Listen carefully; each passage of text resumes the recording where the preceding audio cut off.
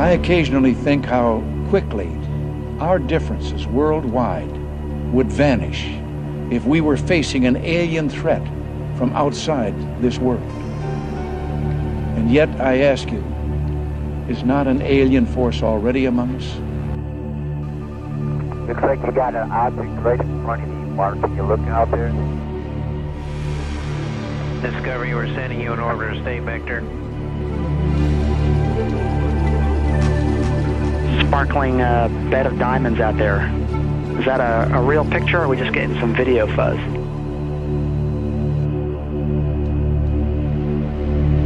I don't know what it is. That one is really impressive. There are, on the other side of the coin, at least 5 proofs that the objects were not ice particles, therefore spacecraft. And they were either extraterrestrial or terrestrial, obviously.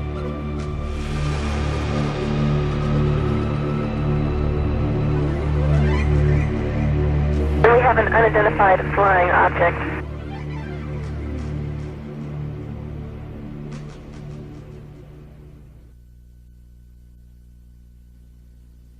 For over 2,000 years, humankind has speculated that it is not alone in the universe. But it wasn't until September 1959 that American astronomers first put forward a practical, technically feasible proposition to search the cosmos for life forms other than ourselves. Less than a year after that, the idea was translated into practice. Since then, SETI, the search for extraterrestrial intelligence, has fired the imagination of millions around the world. However, the practicalities of SETI make the proverbial search for the needle in the haystack pale into insignificance. In fact, it's been calculated the quest is more akin to delving for a 2-inch bodkin in a haystack 35 times the size of Earth. All sky surveys up to a distance of 70 million light-years made at Harvard, Buenos Aires and Ohio since the 1970s have failed to detect any evidence of omnidirectional transmissions. After years of analysing hundreds of billions of signals, fewer than 100 have given the appearance of artificiality, and none of these could be relocated in repeated surveys. The world of astronomy then remains divided between the true believers, who think they will find evidence of extraterrestrial life in our or other galaxies, and skeptics who regard that, and the work of SETI in particular, as either a diversion from more important things or a gigantic waste of time, resources and money. It's a curious fact, but NASA is forbidden by Congress to seek communications or signals from the very intelligent life-harbouring planet SETI hopes to find.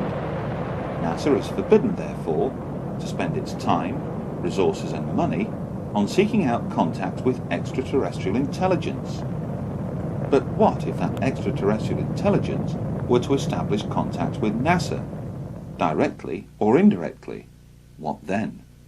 And where does NASA and its US Congress stand when it comes to UFOs?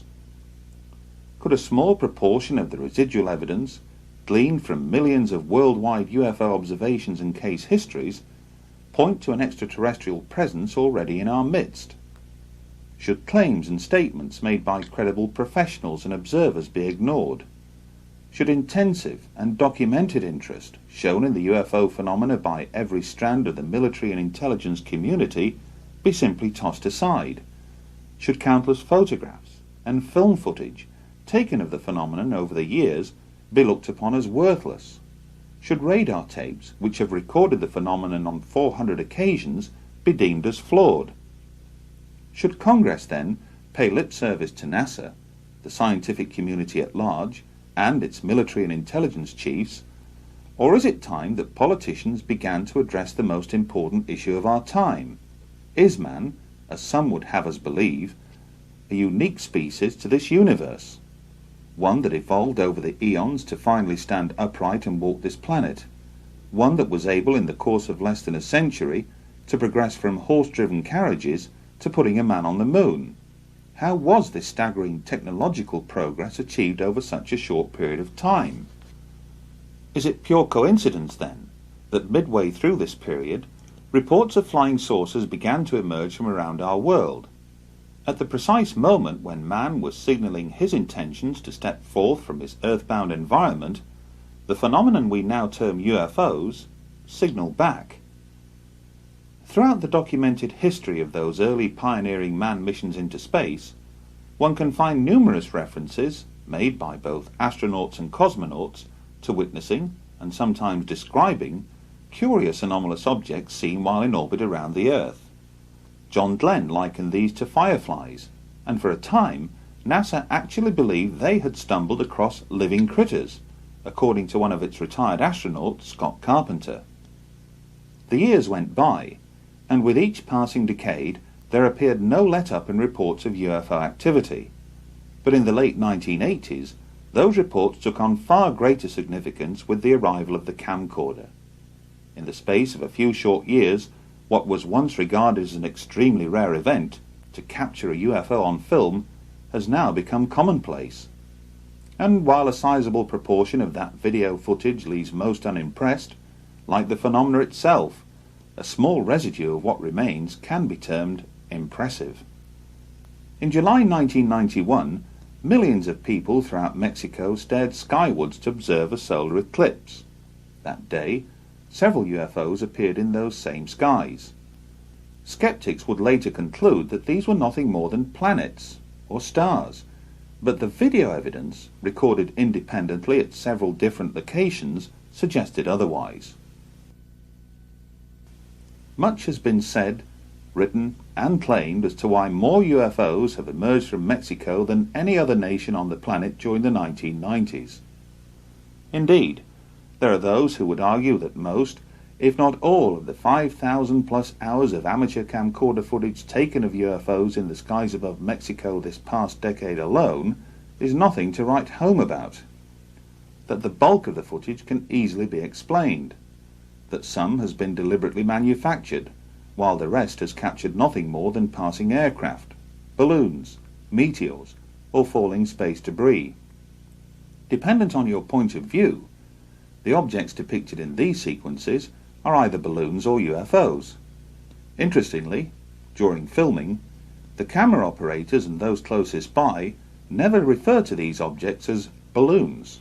Others liken them to spheres, a term first used alongside Foo Fighters when describing anomalous objects seen by Allied pilots operating in the Pacific theater of World War II. Outside of Mexico, there have been other recorded instances where spheres have been seen and captured on film. Here are two recent examples. These spheres appeared over Stirling, Scotland during the summer of 1998. Local resident Brian McPhee borrowed a camcorder from his cousin after being puzzled by the repeated appearances of these objects high overhead. Some were seen to hover close to and then descend into or through the clouds. Elsewhere, some were seen to emerge from the clouds before darting away at incredible speeds. And take this as another example. Filmed in broad daylight over central London in July 1999, Christopher Martin was on hand to record the moment when this sphere appeared amidst one of the world's busiest air corridors. Was this a balloon? Or something else? But the term sphere is not just used to describe anomalous objects seen from the ground. Curiously enough, just 2 months after the Mexico eclipse, similar sphere-like objects were recorded by the crew of the Discovery space shuttle. Anomalous objects seen on the STS-48 mission footage, taken on the 15th of September 1991, have been explained away by NASA as nothing more than ice crystals, whose sudden movement was caused by the release of directional jet nozzles from the shuttle itself. What though the mysterious meteor-like streaks seen in the same sequence? And what of this counter-explanation to NASA's ice crystal theory by Dr. Jack Kasher of Nebraska State University? At least 5 proofs that the objects were not ice particles, therefore spacecraft, and they were either extraterrestrial or terrestrial. Obviously, that's the dichotomy that While many still remain unconvinced that the STS-48 footage captured intelligently controlled spacecraft in mid-flight, it was the catalyst that would persuade both UFO researchers and amateur astronomers alike to pay much closer attention to space shuttle missions in the future. And, as you will learn later, what showed up on the STS-48 footage would prove to have a profound effect on this individual. one that would eventually lead him to an extraordinary discovery. During 1996, there were two notable events. In August of that year, NASA announced that it had unearthed fossilized evidence contained in a Martian meteorite and discovered 12 years earlier in the frozen wastes of Antarctica, which would appear to suggest that life, albeit billions of years old, once existed on the red planet. The declaration, which has yet to be embraced by the scientific community at large, created headlines around the world, and more or less ensured that NASA would have no difficulty in raising the necessary funds to embark on an ambitious, unmanned series of mission probes to Mars in the future.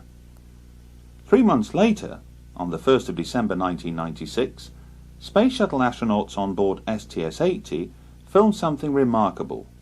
Scores of anomalous objects could be seen skirting Earth's upper atmosphere below, but then, from beneath a high bank of cloud, emerged a large sphere, almost plasma-like in appearance.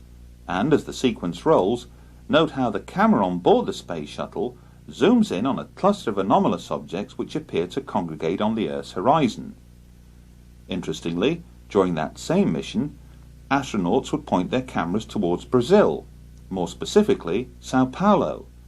Were they expecting something? Whatever suddenly streaked into view would appear to suggest they were. But what was it? A short time would pass before anomalous activity was filmed again, only this time in close proximity to the Mir space station. The STS-84 docking and undocking mission with Mir provided breathtaking images. It also provided further puzzles. Thanks to an amateur astronomer known as Willie, some of the footage transmitted by STS-84 was disseminated around the world. Hardly surprising, since it contains several remarkable scenes. Determining which one has most appeal, or greater mystery, is debatable. But why does this particular sphere suddenly come to a direct stop, hover momentarily, then move up and behind the Mir space station to emerge on the other side? And was this appearance of dozens of anomalous objects caused by the flushing of a toilet on board the Space Shuttle, or something else? Assuming then that this is mere space debris, would it not be considered dangerous to those on board both the Space Shuttle and Mir space station? To answer that question would require detailed analysis of pristine STS-84 footage, but NASA refuses to release any of it, and the question is surely, why? Signals from space can and do take on many forms, and while some dishes scattered around the world listen for faint traces of extraterrestrial intelligence from afar, others are designed to receive signals transmitted from much closer to home. During the 1990s, millions of miniature-sized dishes sprang up across Britain as satellite technology came of age. Both here and in countries abroad, many individuals chose to erect more powerful dishes to locate and access a wide variety of transmissions being back to Earth from scores of overhead satellites. In theory, the more powerful the receiver, the more choice it would offer. And, as we've already seen, some of those individuals chose to utilize their satellite dishes to monitor and record transmissions beamed down to Earth from the Space Shuttle. But what if one of those individuals had the means to utilize an even greater array of satellite receiving dishes, to record and subsequently log every second of NASA transmissions, from not one solitary Space Shuttle mission, but from several, covering a period of almost 5 years? What then? That incredible scenario first came to light late one evening in the summer of 1999, when Graham Birdsall, editor of UFO magazine in Britain, took a call on his mobile phone. The caller was Martin Stubbs, a cable TV station manager from Vancouver in Canada. For the next 45 minutes, Graham listened intently as Martin proceeded to recount an extraordinary story in which he claimed to have accessed NASA's downlink transmissions originating from numerous Space Shuttle missions that stretched back over a period of several years.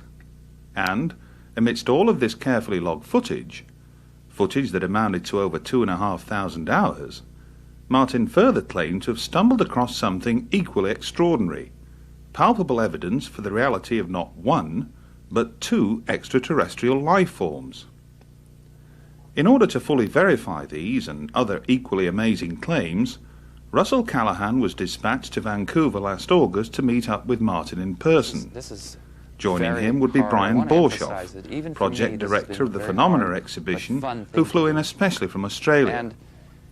After spending an entire week in the company of Martin, engaged in, for the most part, viewing countless hours of NASA footage, the staggering implications of what he'd uncovered soon became apparent. For although Martin had come across countless further examples of mysterious sphere-like activity, his trained eye as an experienced TV editor had picked out something else, something that he would find compelling, something that others would later find amazing. At the conclusion of their visit to Vancouver, a tri-party agreement was reached, one that would ensure worldwide public disclosure through methods and means that would soon become apparent in the weeks and months to follow. But why, on the strength of one phone call, did Russell Callahan and Brian Borshoff travel thousands of miles to touch base with Martin Stubbs in the first place?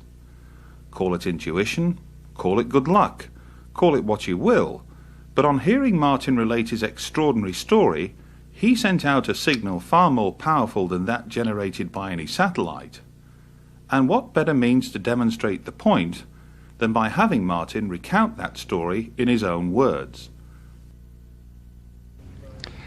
Hi, I'm Martin Stubbs, and I'm a resident of Bowen Island, Canada. Bowen Island is a small island of about 3,000 people just off the coast of British Columbia. The city we directly commute to on a little ferry, 20-minute ride, is the great city of Vancouver. And it's here that I was able to discover, through NASA's own video downlinked from the shuttle, two types of phenomena that, from my estimation, should not be there. The first phenomena is a spherical phenomena. It's the best I can do in terms of explaining it. And the second phenomena is a phenomena that is virtually invisible to the human eye, but when filmed with a CCD camera and you break the video into frames, and there's 30 frames per second.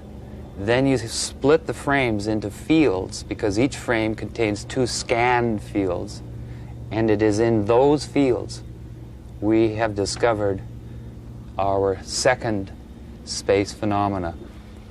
It's not a matter of finding something that is a reasonable doubt scenario. It's more about, let's just keep collecting, studying, and analyzing, and eventually the jigsaw puzzle will come together, and it's finally happened.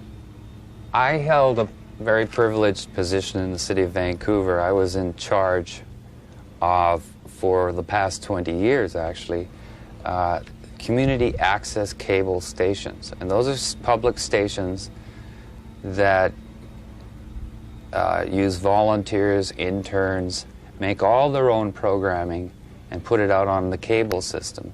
Here in British Columbia and throughout the rest of Canada, we have 90% cable saturation. So it's the equivalent of having a full channel.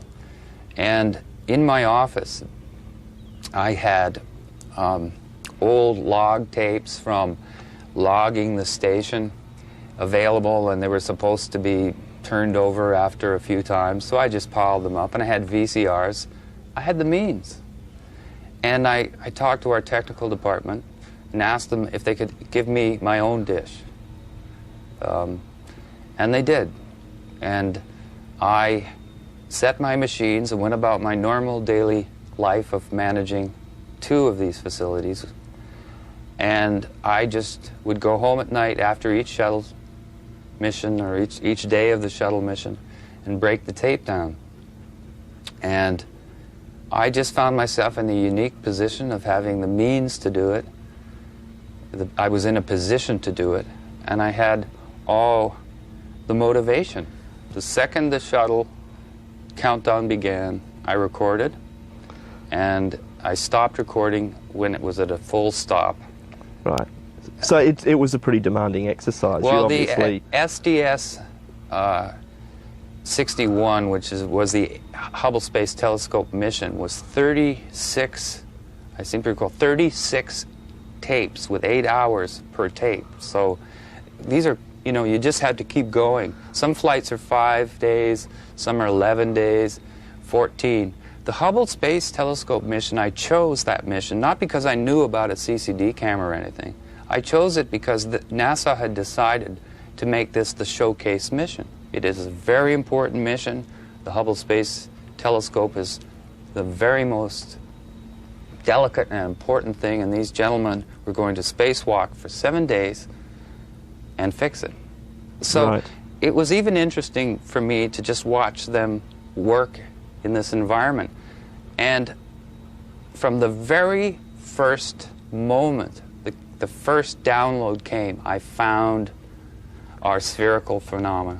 Did you set out to try and find the phenomena, or did it start off as a sort of self-education exercise in watching the mission footage? It was everything. It was a self-education thing. It was a curiosity of why no one from the year 1991 till 1994 had bothered to look at any other footage.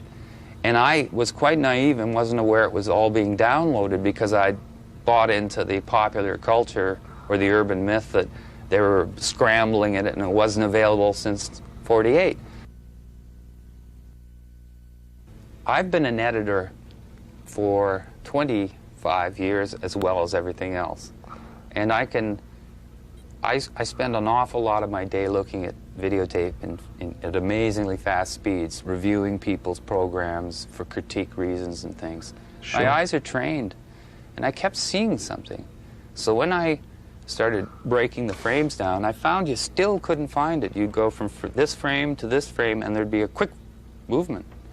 So then I had to get a videotape recorder, an SVH machine, an older model, funny enough, not the digital model, that literally, when you rolled the thing, it would break the frames into fields. And in reality, there are 60 individual pictures that make up 1 second of video.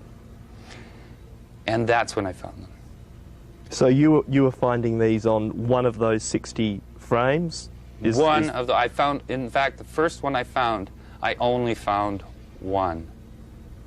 Right. And then I thought, well, I should be able to, if this is real, I should be able to do it again. And then I found two. And it just went from there. What should we really be seeing? How did you know that we were looking at something that was that shouldn't be there, that was unusual? I mean, well, the first thing is that in my career, usually in 1 second of video, no movement happens. You can look at 60 frames and, you know, the way the movement goes, not very much happens. It's not like those flip things where the little thing moves when you flip the pages. Literally in 60 of those, nothing happens. Something was happening literally between 1/30th of a second and 1/30th of a second, because there's 30 frames per second. So it was just sort of a, let's look at this. And when I found it was in a scan field, and then the way it works is it scans and scans very fast. But the phenomena seemed to have disappeared by the second scan. So it was moving very fast. Very fast. So being a manager and being in charge of a television station, part of my staff is a technical staff. So I started consulting our technicians on to destroy my discovery. I wanted them to tell me that they could You wanted be to hoaxed. critique it as heavily as you could. I wanted them to tell me this somebody could fake this. You can't. Then I took the sample, to make a long story short, eventually made it up to the scientific community and to a think tank and a behavioral lab and physicists and astrophysicists. And they kind of, they just humored me at the start. By the end of our meetings, they had their hands on the control. They were running up to the screen, and they were holding meetings. They broke the entire pixelization process down and found it was still there. So they really didn't expect to see anything in the beginning, but by the time you finished, they were excited. I think they expected probably that we'd have more of a real-time phenomena, which is still spectacular. And probably, I guess, that they felt they might be able to explain to you as something perfectly legitimate or normal for... Well, you never know who's in the Skeptic Society of British Columbia. For instance, the X-Files actor William Davis, who is the cigarette-smoking man in the X-Files, is a member of the Skeptic Society. So I never knew with these scientists what they were trying to do to me. Sure. But the amazing thing about this other phenomena, the one that's virtually, I would say it's invisible, although it isn't once you see it. You begin to see it all the time. Is it blew their minds. It blew their minds. Did they offer any explanation for what they thought it might be?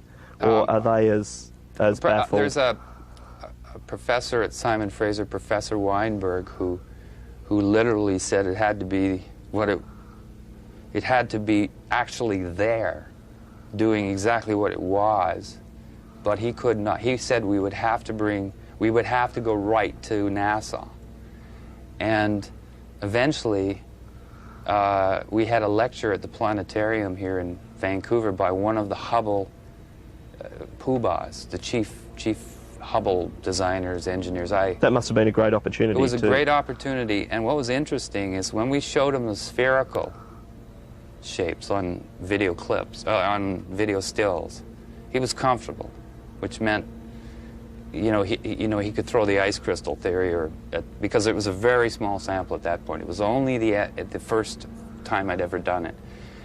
At that point, he confirmed that what you were showing him were ice crystals, or...? No, he just thought that was basically...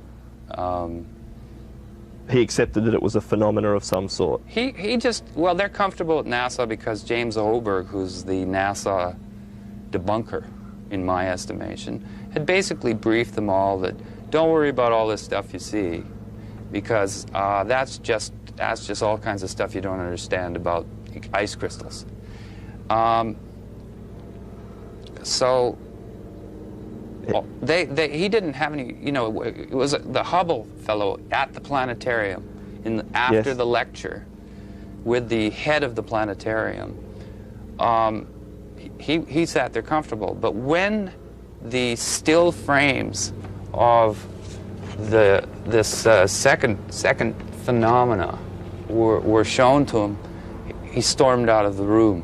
Did he say anything? Did he give any reason? He made some huffs and puffs and stormed out of the room. Now, we found, that's very unusual kind of reversal.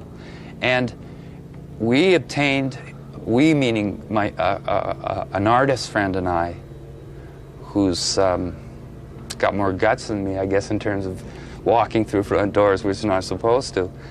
He picked up the phone after he got the number and phoned this fella. And he got hello, and the second he said who he was, there was back talk, things like, it's that guy, blah, blah, blah, and the phone went down. In other words, communication was cut off. Not a very good public relations exercise for the... No, but we found it odd that, these are okay and these aren't. So anyway, that's how it started. So Professor Weinberg, who's a wonderful man, said to me something he's never said to anybody before. He actually sat down, sort of rolled his hands through his head and whatever hair he had, and said, I believe there are things out there, and it's just a matter of an et cetera, et cetera. Well, my friend, my partner, could not believe. He knows this gentleman, has worked through the Canadian Space Agency with him. This Professor Weinberg studies the effects of space travel on the brain. Right. And shapes, and whether they, why they come home depressed. Elizabeth Bondar, our famous first woman in space, it isn't generally known in Canada, but she was depressed, massive depression for the first 2 weeks after she landed, and so they really had to study what's going on, Sure. And they found that they were missing, that there was the familiar shapes that we see every day not in the space program. And that's what these people were doing, working with the Canadian Space Agency, to suggest putting shapes in parts of the shuttle or redesigning things to familiarity for your subconscious. Right. It says they talk to orca whales up there, and they photograph the brain and put pictures in front of you, and then colors flash and they photograph it. It's the only place at the university you can get a parking spot because no one knows it's there. I didn't know, and I went there. So, and he told me things. He said, get another flight, duplicate the phenomena that you've got, duplicate what you did, try to get the 2 different colors, try to get multiple ones in a shot, because the STS-61, I was quite naive, especially this second thing. And so I remembered that, and I recorded the next shuttle, and I knew what I was looking for, and I found it. You mentioned something to me earlier about the lighting conditions and the fact that you felt they were self-illuminating. Well, I needed, yes, at first I actually thought, you know, I was my own worst skeptic. I've learned that in television. You know, you don't present anything unless you're totally researched and sure. But I began to discover that these were appearing in dark, when the camera, you know, when the sun went down, when the sun came up, when there was refraction, when there wasn't refraction. I found them under every lighting condition, and my only conclusion from looking at the video and continually looking at it is obviously they're self-illuminating. Did they change at all under those different lighting conditions when apertures change or the sun goes down or the craft's in a different position? Do they appear to be any different? No, in fact they appear to be different just from every time you capture them. Sometimes you capture them when they seem to have slowed down and you see more of a craft structure. When they're moving very quickly, you'll see this long streak. Right. But the interesting thing is, after after 1,000 of them, and I still photographed them, you lay them side by side and you start to see common things. You start to see markings. You start to see kind of shape. You know, it's not. So you've almost been able to classify them in a way. Well, actually, I've been calling them the second phenomena, but the way I see this is everything to date that has been shot by humans from here, from the ground, I call one. That's one. The space phenomena, the spheres, outer space, that's shot from NASA's cameras is 2, and I thought it would stop at 2. But this phenomena I call number 3. There are 2 space phenomena. And this third phenomena, I don't blame people for not discovering it or anything. I don't think anybody has tried not to discover it. Well, it sounds to me like you had to go through a lot of work. I just wonder how many people with my technical television background have tried this. And I don't think a lot of scientists have. I just know that Professor Weinberg was absolutely knocked out of his... He just couldn't believe it. And as I built the sample up, I didn't believe it more. I couldn't believe it. I mean, it's reached the point. But I don't want to take anything away from the spherical phenomena. The second phenomena, to me, is absolutely unimpeachable in a preponderant sense. You know, I was quite satisfied with finding 2. What phenomena 2, the first space phenomena. Sure. And I still am. But this third phenomena is so against all of what we expect it to be that it's intrigued me much more. It's no archetypal, no... Martin, going back a little way, you mentioned being your own worst critic, if you like, or debunker. Have you endeavoured to find video footage or feed from other sources to compare with yours? Oh, good one. Thank you. Yes. I did everything. I taped through 2 different cable systems. I taped into direct dishes, And then the most extraordinary discovery of all was I recorded CNN's live feed of a recent shuttle. I think it was STS-86 or 84, one of them, of the docking. And even though I guess a lot of people were looking for the spherical thing that knew about them, I was looking for the third phenomena, because I can see it now, you know, with that, my eye can catch it. And this, to me, would show that it has nothing to do with my machines, and it has nothing to do with the dishes, and this looked like good. And it also was a great chance for me to prove to myself that what you were seeing was really there. I believe that if this is there, it has to be there all the time. It can't not be there and be there. And so I figured I'd take the biggest chance of all. And so I broke down the CNN footage. There they were. And even on the CNN footage? Yes. And, well, it's documented, and I don't think CNN even knew what they were seeing. But what stunned me is that was almost, well, how much more do you need, you know? I really did not, I didn't want to come forward with the third phenomena, but then the second space phenomena, until I was able to be absolutely certain that this had some substance to it.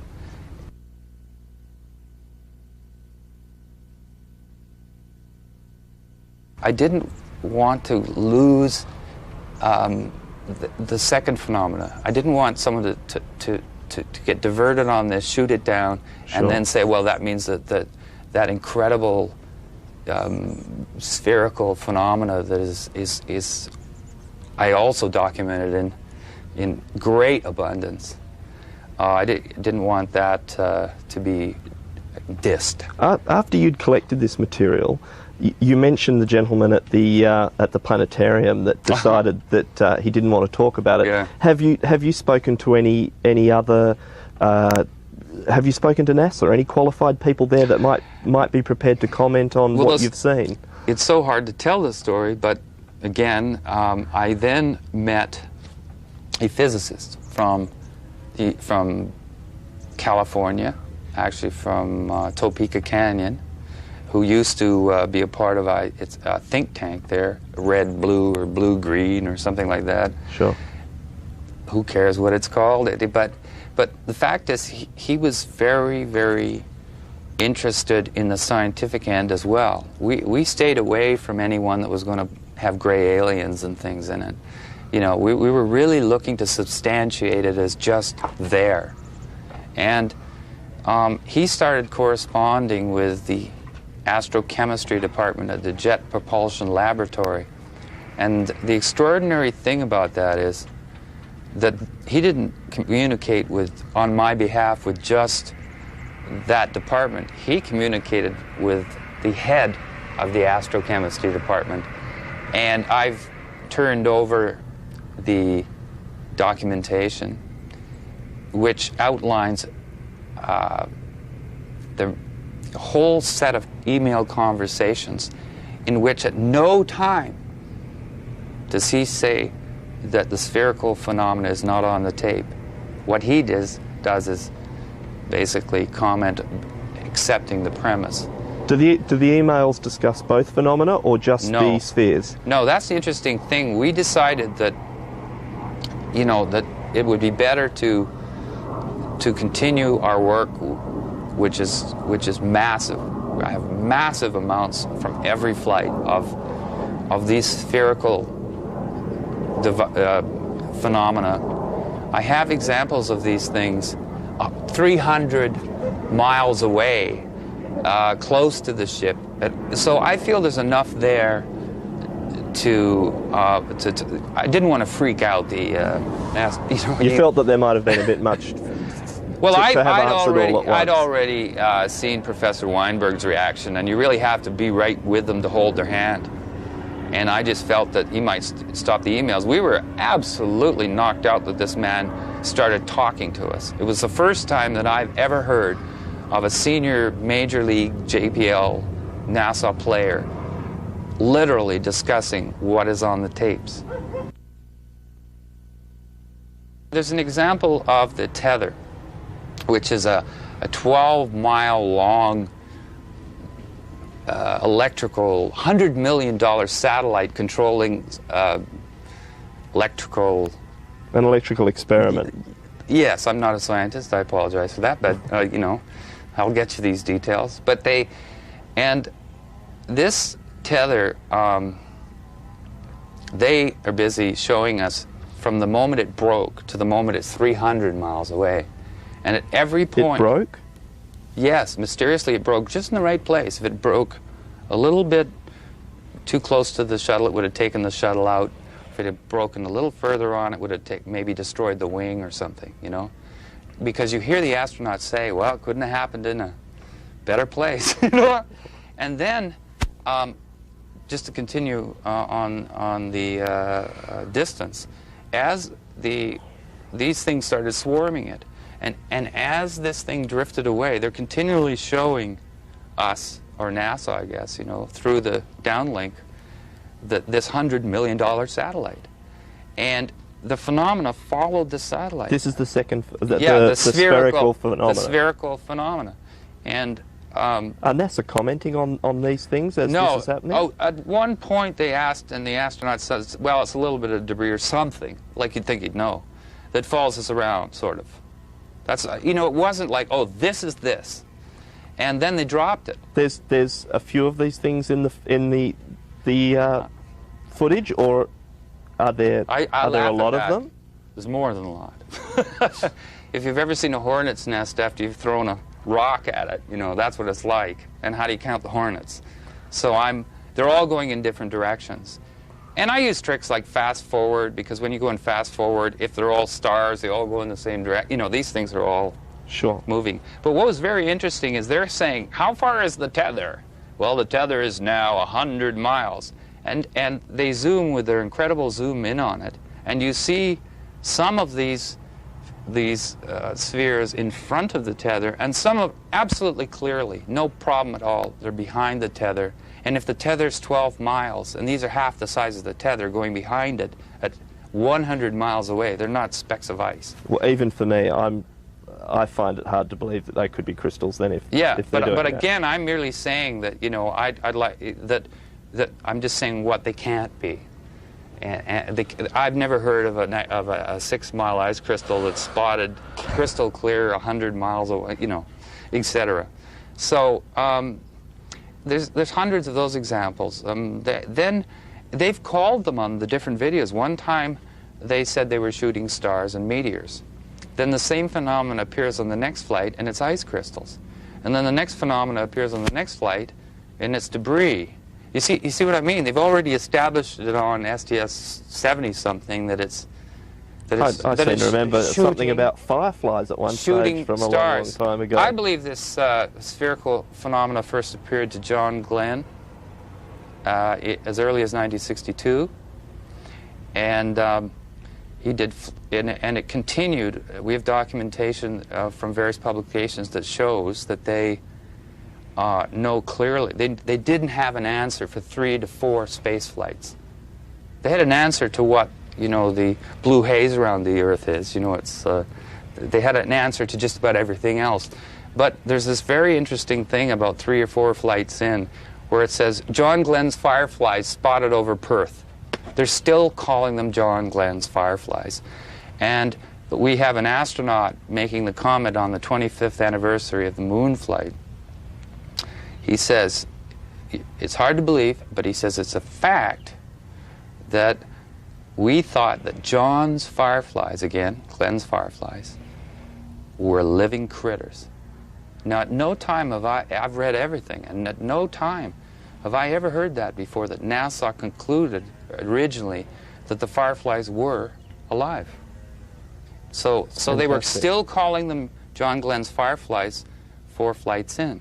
There's another interesting thing. If you look at John Glenn's original photos, which I have, which he bought a camera at a Cocoa Beach drugstore, even though the shuttle or the whatever capsule that I've forgotten, even though they had a camera on that, he took his own.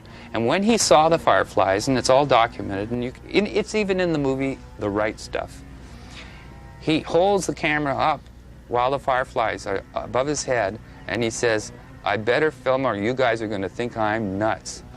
And when you see those pictures, and you see the pictures of the shuttle today and the Mir, you see the same phenomena. Sounds Little, like it might be spherical.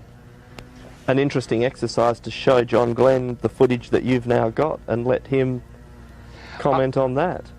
I challenge NASA, JPL, Story Musgrave, astronauts, and especially James Hoberg to debate me. Because it's one of those situations where if they haven't done the homework I've done, and they don't have the video I have, and they haven't done the research, and that they don't have a chance. I wouldn't be able to downlink what I got. I wouldn't be able to find the things I've found and do it consistently like I have been able to do if NASA really wanted to hide it.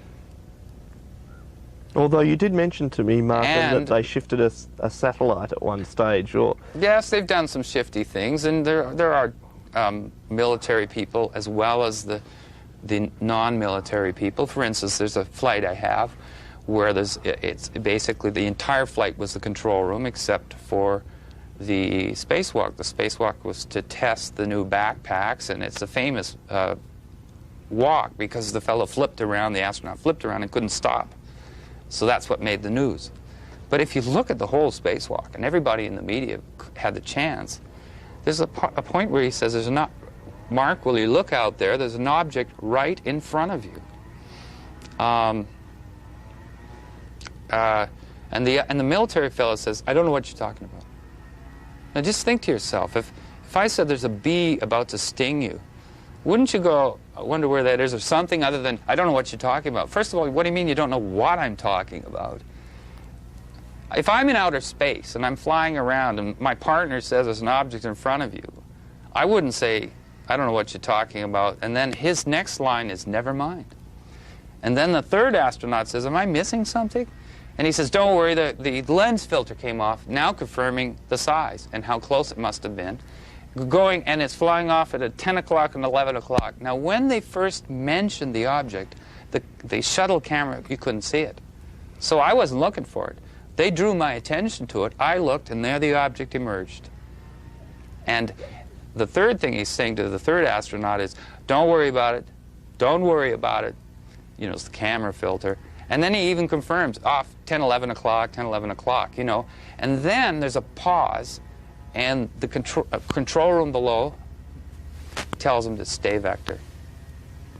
Shut up. Stay on course. Continue with what you were supposed to do. And then they continued as if nothing happened. As if nothing had happened. Yet it's right on tape. Audio, video, and you see the object they're referring to. So, but my point was they didn't hide that from me. They're challenging us to find it. And my only question is, how come there aren't more of us out there finding it? This is a big world, and most humans love mysteries, and the video is available, and many people have home dishes. And even though NASA moved the satellite almost onto the horizon after they found out what we were doing, we still were able to get the satellite. I don't see, I've had no agents at my house. I've communicated with the Canadian Space Agency, but I can't, for their protection, at this point, I can't give you the name, but let me just say that we ran it by our own country's space agency due to the connections we had. What was their comment? That it was the most popular underground tape among the astronauts. You know, that it was the one they all wanted to have a copy and show their friends at night. Like, that was the reaction. This is a great tape. We love looking at it. Everyone just thinks it's the greatest. No, the Canadian Space Agency has been very cooperative. That's what I'd like to say. The Canadian Space Agency has been cooperative. I communicated with Washington headquarters and received an answer. And we've been receiving answers from JPL in California. Everyone's talking to us. No one's threatening us. And all the video has been totally available the whole time. So I don't hold that NASA is going out of their way. I think they make it difficult, like anybody. When I used to hide Easter eggs from my niece and nephew, you don't make it too easy. My dog doesn't make it easy to find the bones he buried. And it's not easy to do. This is very hard. I want to emphasize that even for me, this has been a very hard but fun thing to do.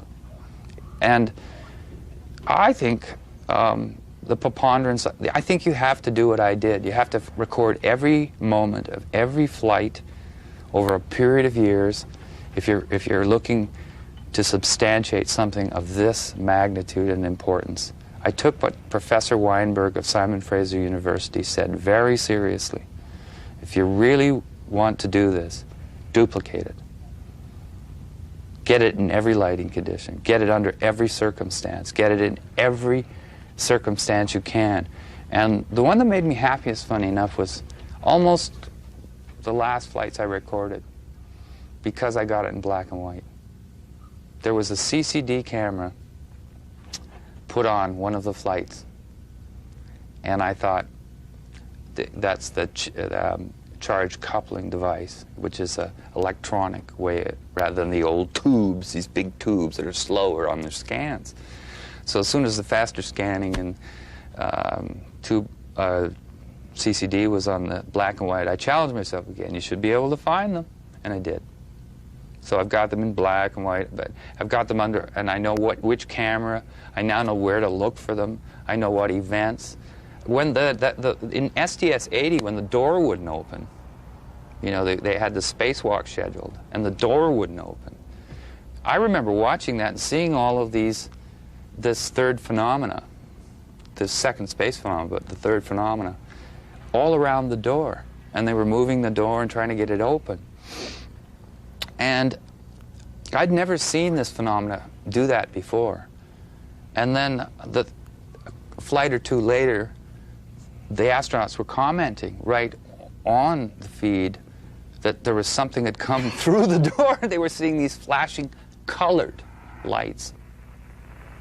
Oh, that flash.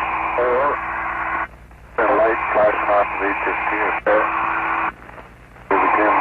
I thought it was me. What? I just thought of it in my imagination. Yeah, I saw it too, so it's not. There was two of them.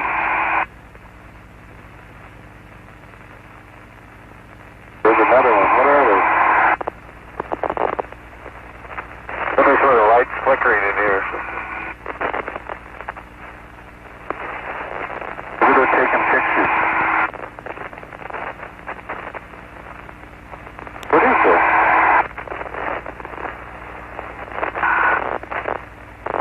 There's this thing passing in front of us. What are the lights? Which one? Oh, no, I was guessing that one for a second, but I had that one the whole time. Yeah, I was looking at that one too. The spherical phenomena we've documented and is very solid. Isn't the type that would go in there, float around, and them say it's going really fast, we can't see it, and it's all these popping colored lights. That was the first time I got some kind of a feel that the astronauts have seen from phenomena 3, the second space phenomena. It's something that should be this challenging. I don't know why most people think something this different is just going to be nuts and bolts, 30 feet across, nice big friendly gray aliens come out, recognize themselves in all the ads that have been appearing in car companies, turn on the TV and watch the new Roswell series, visit the X-Files. You know what I'm saying is that this phenomena is not what I expected to find, this third phenomenon. But they seem, I believe they use the same operating principle, because some of the spherical second phenomena, which I still emphasize is our main documentation, can move away at rapid speeds, as the video shows you. Do you believe the two phenomena are connected? Yes, somehow. Well, they're very aware of each other. Somebody suggested to me, what if they're the same phenomena?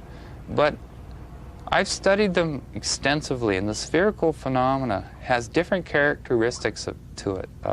Kind of let's just put it at that, leave it at that. They're not in color. This is a totally different phenomena. This one never goes at real speed. It's as if something comes up to your nose and in 1/30th of a second has a tour, like an iceberg or something, or you know, a glacier, and then leaves. Without us even aware of it. And if it chooses, for whatever reason, to look at something, it tends to slow down. And that's why I believe it appears when there's a $100 million satellite disrupting the air. It appears when the Hubble Space Telescope is being repaired. It appears whenever something is happening. It's an amazing phenomena, and what I like about it is these aren't ice crystals. There's nobody in science in Canada that I've ever met, and David Sarita, my partner, in terms of the research end, not a partner, and let's just say he's as interested as I am, and he volunteered to take on that role. Nobody said to him that what this is. Nobody suggested anything except that it must be what it is, but they don't know where to go with it.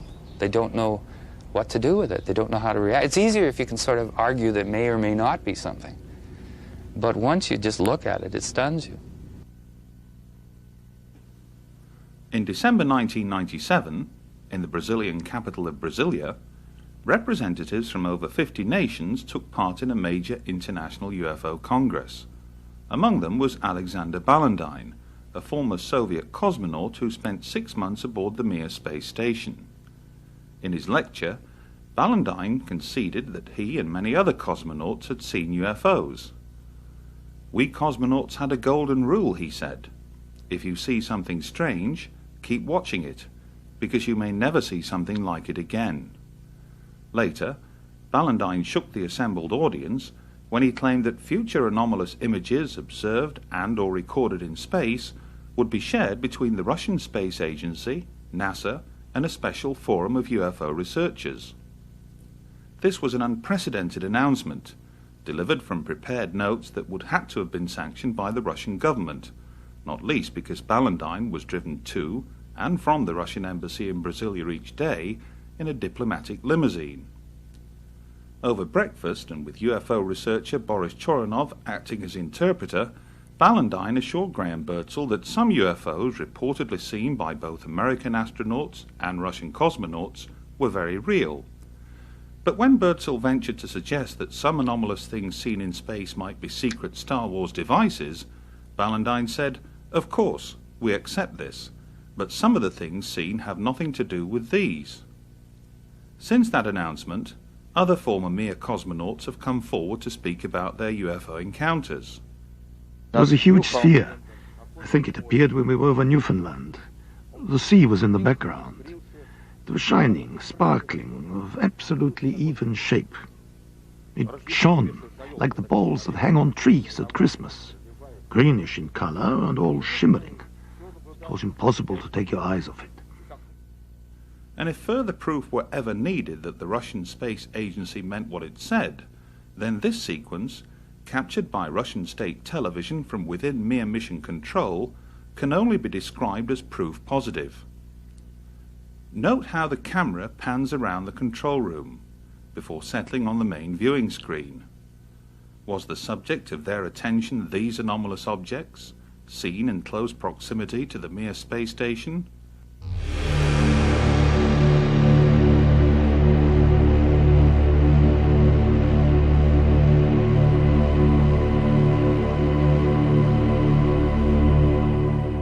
Intriguingly, here's the exact same sequence, only this time recorded by Martin Stubbs from NASA's Downlink. Compare the two. These objects are patently of interest to those watching in Russia, so might the same be true of their counterparts at NASA?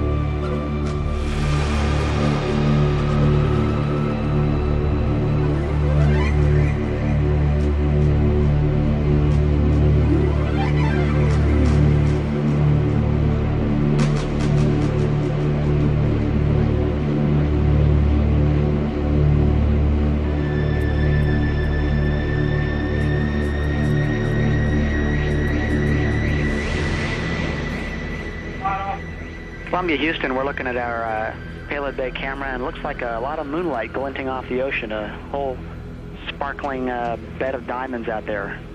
Is that a real picture, or are we just getting some video fuzz?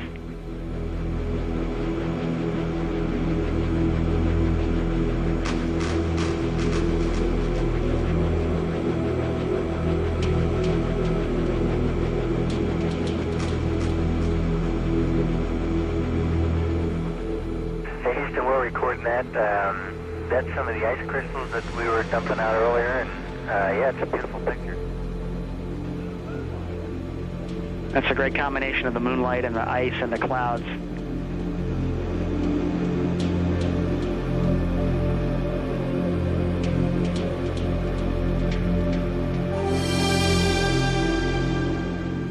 Yeah, it's a combination of moonlight making those ice crystals sparkle, and maybe as well as some of the sun starting to come up on the horizon.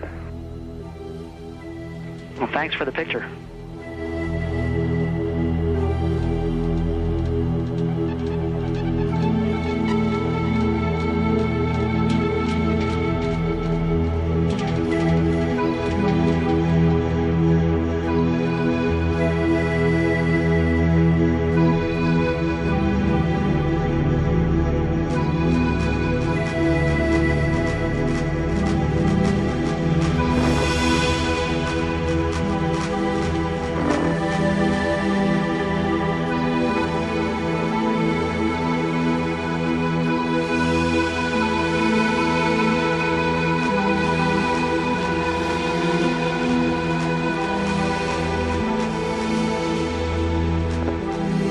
The Mir space station is now visible on the far left-hand side of the screen, about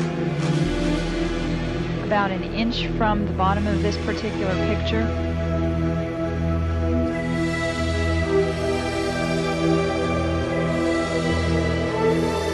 And there were also a number of shooting stars in that view. The camera has now moved to a point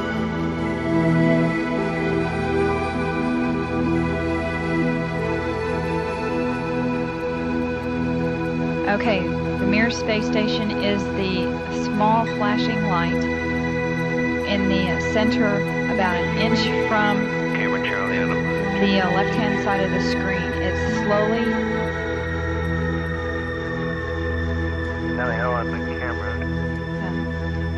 It is slowly moving closer to the left-hand side and is it has a very light flashing to it. We think in the middle of the screen, way to the left-hand side.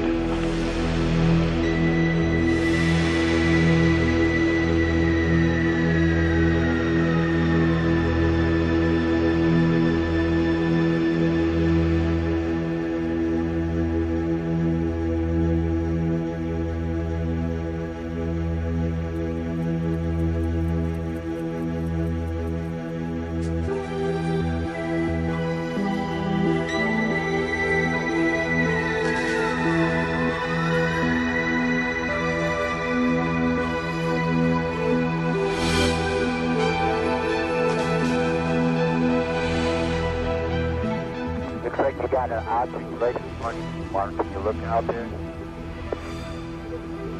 I'm not sure what you're talking about.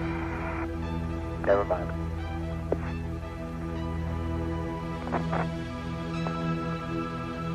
Are we missing something? I don't see anything. Yeah, we think the camera filter came off, Mark. It's about your 10 o'clock, 11 o'clock going away. Don't worry about it.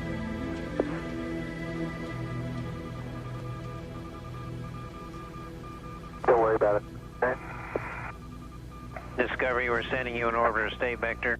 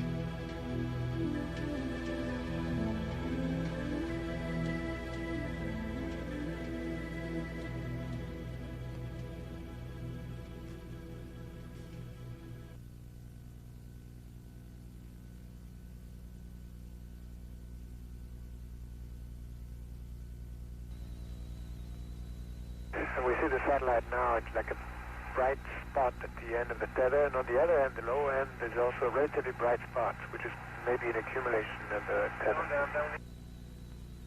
And we are downlinking camera Delta now. Okay, we copied and understand as you're viewing it on the monitor, the satellite is at the top of the tether.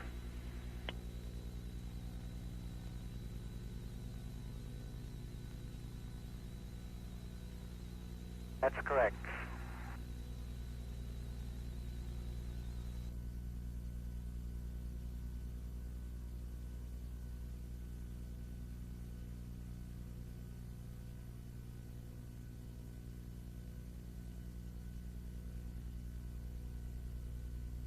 Columbia. Camera Bravo. We had the camera Bravo constantly on the tether. Unfortunately, we don't see the tip of the boom, but in a few seconds you'll see the tether break. And this one, of course, was not a 10 lead. It just recorded. It could not be bumped either, so it will record steadily the whole break and coil back of the tether. Copy, Claude.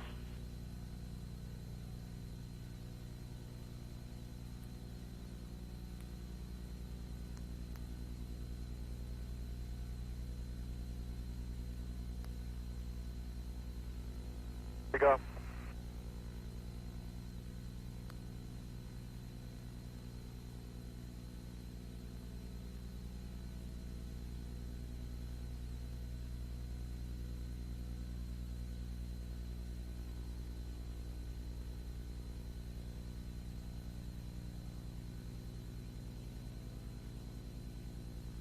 Again, this is a view of the satellite. Well, if it had to break, it did it in the right place. So.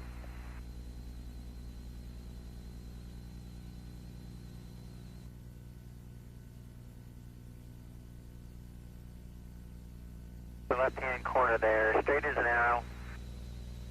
So it seems from here. Yes, sir, we have it. Great picture.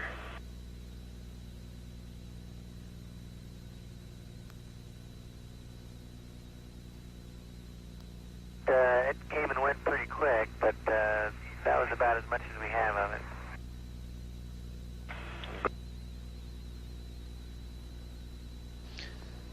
Columbia and the satellite now 77 nautical miles apart.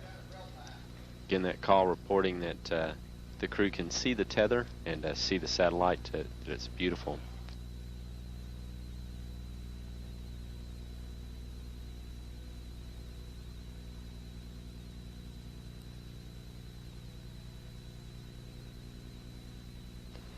This view showing the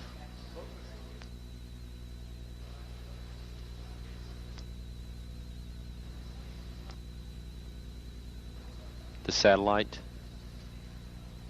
Again, just moving into sunrise. 81 nautical miles now from Columbia.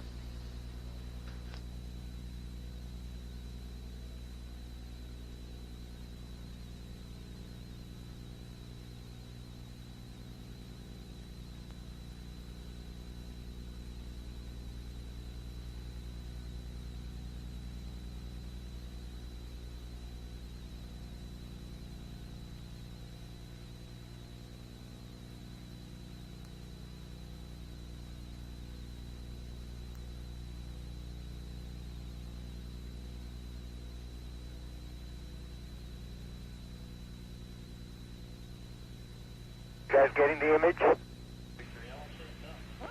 Franklin, we see a long line, a couple of star-like things, and a lot of things swimming in the foreground. Can you describe what you're seeing?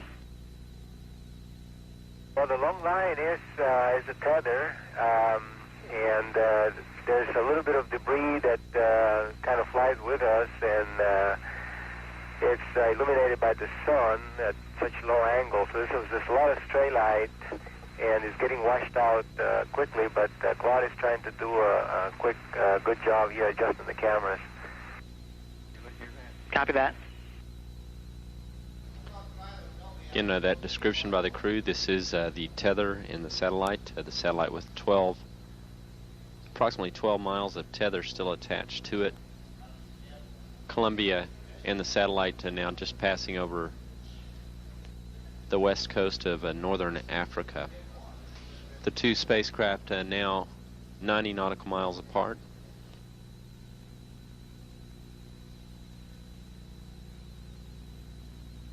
Controllers for the satellite did have communications with it during the close pass between Columbia and the satellite.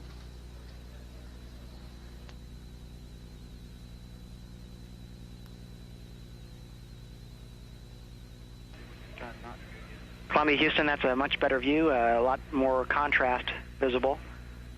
And how wide does that tether appear to be? It seems to resemble a much wider strand than we'd expect. Can you describe which way the satellite is visible on that strand?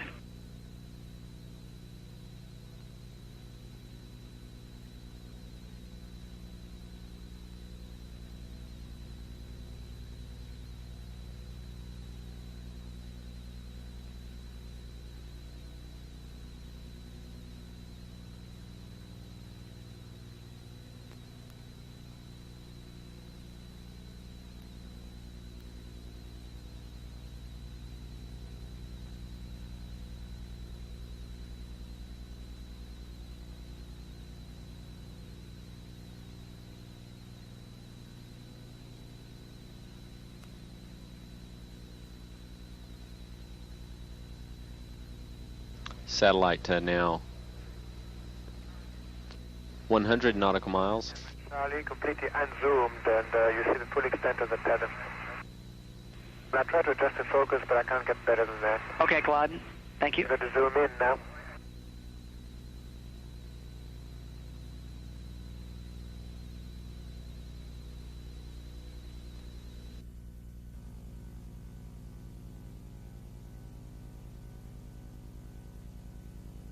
It should mirror exactly what she's doing on the inside. Okay. Right now, the handle is installed with the tab in the unlocked position. I'm going to rotate the tab to the locked position now if you're ready. We're ready. Okay, we are fully seated in the locked position. Okay, Tammy, we didn't see any motion on the outside. If you would, go ahead and move it back to the unlocked. Okay, I'm pulling back to the unlocked, and again, it's only going about 3/4 of the way, will not lie flat, and will not seat, as I mentioned earlier. And Tammy, if you could, simultaneous with trying to put it in the unlocked position, if you would move the handle a little bit back and forth. Do that. Okay, that's in work now, Bill. Okay, and we can see the handle moving on the outside. Okay, and but any indication that the lock is being actuated? No, we can't see any indication of that, and it just may be a bad angle and too dark. Amidst the 2,500 hours of NASA footage recorded by Martin Stubbs, we have seen countless examples of the spheres, the first space phenomenon. But until now, few have ever come across, least of all seen described, what has been labelled the second space phenomenon. Those that have been left speechless, including eminent scientists, astrophysicists and, as we have learned, highly placed figures within the Canadian Space Agency. Someone who was prepared to comment publicly after being shown less than 5 minutes of the footage was Guido Negro, director of the SETI radio telescope at Golden Grave Observatory in Western Australia. What, we asked, did he make of it all? Well, I was very well impressed, and not only myself, also other people that were looking at. And because this time we are not talking about footage taken off from some home movie camera, but someone that actually was flying a space shuttle, so automatically that gave us the fact that the picture must have been real, genuine. Well, I was very well impressed. And maybe this will prove that there is something else that we are not aware of, at least officially. That if the footage that we saw came to be true and really are showing an alien spacecraft or something like that, I say that if there is a cover-up, the people who are doing this cover-up are an enemy of entire Earth race, because we are not children and we must know we must know the truth. It doesn't matter if there are people that are they don't know how to handle the truth. Well, the majority of us will, and if there is a cover-up, I think it's time that the cover-up goes. Guido could have easily dismissed this sampling as ice crystals at best, or errant nonsense at worst. The fact that he chose to do neither is symbolic perhaps of the potential importance both he and a great many others attach to the footage. The onus surely now rests with people like Guido and others elsewhere in the scientific community to determine whether or not the second space phenomena is a genuine phenomenon. And were that proven to be the case, two burning questions would need to be addressed. Is it extraterrestrial? And is it intelligent? If the answer to either is deemed yes, we could have arrived at an historic moment. For Martin Stubbs, it would be the vindication of what he and millions like him have always maintained, that we are not alone in the universe. His, after all, was a chance discovery, a fleeting glimpse of something that sped across his television monitor that most would fail to notice. He focused on that. He looked for more of the same, under different conditions, and found them in abundance. But found what exactly?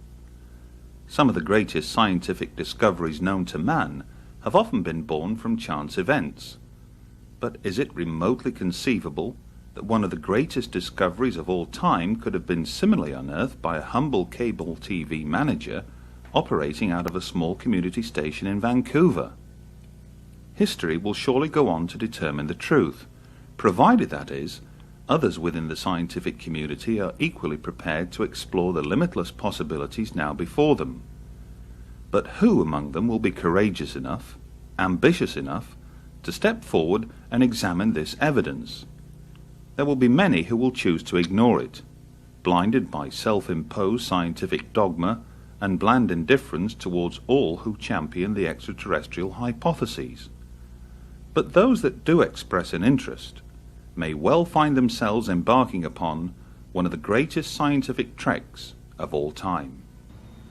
I can't explain it because I don't really think that's my job right now. I'm merely a person who's gathering grains of salt together and putting them in front of you. It's as if you have a carpet and you have a handful of salt and you throw the salt on the carpet. You look and you don't think there's any salt there. But when you gather it up, put it back in your hand, you have something.